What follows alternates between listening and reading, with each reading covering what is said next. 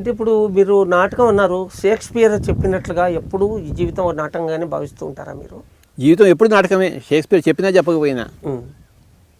అన్నమాచార్య చెప్పినా చెప్పకపోయినా జీవితం ఎప్పుడు నాటకమే. ఈ నాటకం కోసం మనం ఎన్నోసార్లు పుడుతుంటాం. నాటకం అంతా రంజుగా ఉంటుంది కనుక. ఎన్నో జన్మలు, ఎన్నో నాటకాలు, అన్నీ నాటకాలే. ఆత్మకి నాటకం అంటే భలే ఇష్టం, అందుకే జన్మ తీసుకుంటుంది. ఇంకోసారి ఛాన్స్ ఇవ్వవా, ఇంకో జన్మకి వెళ్తాను, ఇంకో నాటకం వేస్తాను స్వామి అంటే ఓకే తీసుకోనైనా ఇంకో జన్మ తీసుకో అంటారు. నానాటి బ్రతుకు నాటకం, కానక కన్నది కైవల్యం. మనకి నాటకంలో వస్తాము, కైవల్యం కావాలి.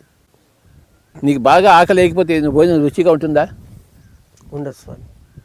ఆకలి తెప్పించుకొని తర్వాత మళ్ళీ భోజనం చేస్తే బాగుంటుంది.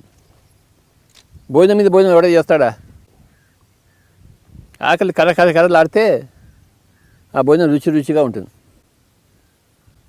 ఇది నాటకం అంటే. ఈ నాటకంలో ఫస్ట్ బాధలన్నీ వస్తాయి, తర్వాత రుచికరమైన భోజనం కూడా వస్తుంది. అప్పుడు భోజనం తీయగా హ్యాపీగా ఉంటుంది. ఆ దుఃఖం లేకపోతే, ఆకలి లేకపోతే ఆ భోజనం రుచిగా ఉండదు.